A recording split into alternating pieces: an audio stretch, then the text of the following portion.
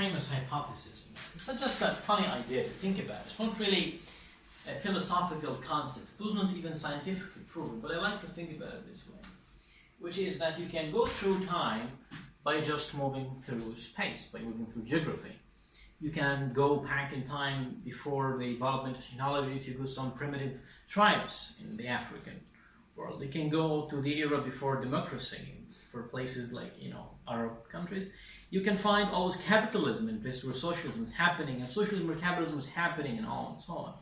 You have all the time the ability to find a geographical spot where an old idea, all technology, all the political theory, all beliefs, some methods and superstitions are being widely spread between different countries and different continents. So what I want you to think about is that the world is not only one big computer that is being upgraded every time a new version of a new theory happens. It's hundreds and thousands of computers. Some of them are outdated, some of them are outdated. Some of them, like North Korea, for example, do not have an internet connection. They don't get the upgrade in the first place, for some reason anyway. The point is that don't think about the world as something that is happening in stations. There are different ideas, different people believing in them, and they're all living parallelly. Of course, there are trends. Of course, some ideas occupy a larger number of computers than other ideas. What I want you to think about is it's all about theory.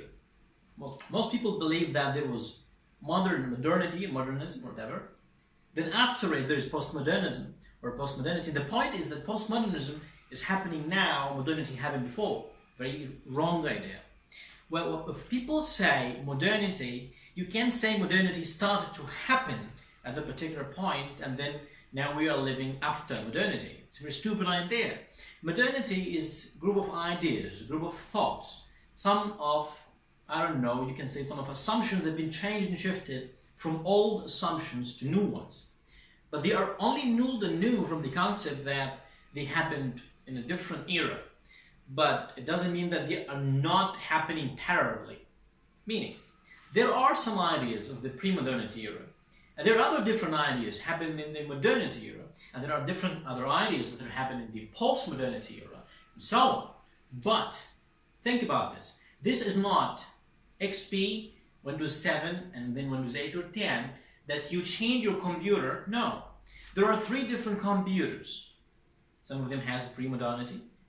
Countries like Egypt, many other countries who do not understand or believe or establish a real implementation of the modernity concept and modernity theories. And then you got the modernity and the anyway.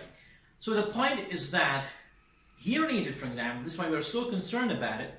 We are still trying to shift our country from the pre-modernity to the post-modernity. For the pre-modernity and the modernity ideas. We forget about the pre-modernity to post-modernity technology because we have it. That's why you can see this video. We now have internet, we have computers and smartphones and cameras. But no, think about the ideas. We just power these technologies. But what are the ideas of modernity? Well, primarily it's all about freeing the man and empowering the man to control not only the country, but also to control the world. Now, suddenly, the center of the universe, the center of ethical value, shifted from the God, from theology, from the divine center to a human center. Now, the person is the center. That is, what benefits the human is good, what doesn't, does not. The source of value, of ethical value, of morality, stems from harming or not harming the individual.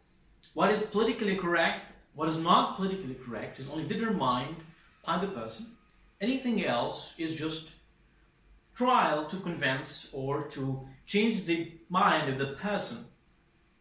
The person determines what's ethical or not, determines what's reasonable or not, and the person is responsible for changing the environment, the world as it is, to the concept it likes. Well, it doesn't happen in our country. Of course, there are many other aspects of modernity. The change of beliefs, of course, you're going to shift the source of ethics to the rationality of the man. You have to dismiss God, and this is how you no longer have divinity. You need to give the man the freedom to produce, and then to earn the benefits from that. You need capitalism. You need the freedom of the man to think before they produce, and to think you have freedom of thought, freedom of expression, and to establish a structure that helps the man, the center, to produce, you need bureaucracy. So, but anyway, think about the man. In our country, it's not. Well, we don't have freedom of speech. We don't have freedom of production. And definitely, we are not the center of interest. It's all about the oligarchy. But anyway, think about it in this way. We are still in the year of 1000, like in the year 1000, we didn't move yet to even pre-modernity. We have a problem of our superstitious thinking. 50% of the Asian population can't read or write. Yes, that's right. They don't have an access to any of the knowledge that the world have produced through years.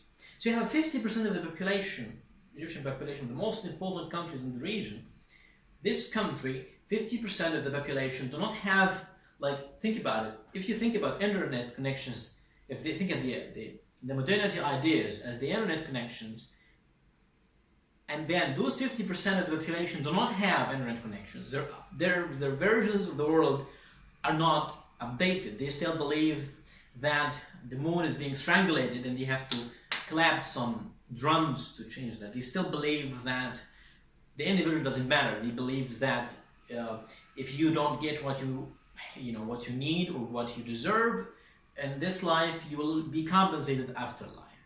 They still believe that God somehow is responsible for giving us the good governor, the good president, and we're going to pray to God to give this governor. We're going to maybe God or maybe not. Those people believe that freedom of the person is a very catastrophic thing. If you give freedom to people, they will be so incestuous and they're so bad. They will terribly destroy everything in the world. The point is that you need to think about our country as it's lagging behind, not only in technology, and not importantly in technology, it's lagging behind in philosophy. Well, of course, some people will give so bad reaction to that. Philosophy? Yes, this is exactly why I'm saying philosophy, because your mere reaction, your very reaction to the concept that philosophy is our problem, it indicates that it is really our problem, because people don't really appreciate what is meant by philosophy. They give the word philosophy to anything that doesn't actually make any sense. They call any person bluffing to support a wrong position. He's philosophizing. Well, he's not philosophizing. This is wrong. Anyway, so what I'm saying is, well, it's very important for Egyptian people to understand what modernity is because they didn't have reached it yet. Well, I'm sorry, but you are still so behind your ideas. You use great computers, wonderful devices and internet connections, but your ideas are still old. It's not in modernity yet. This has nothing to do with your faith.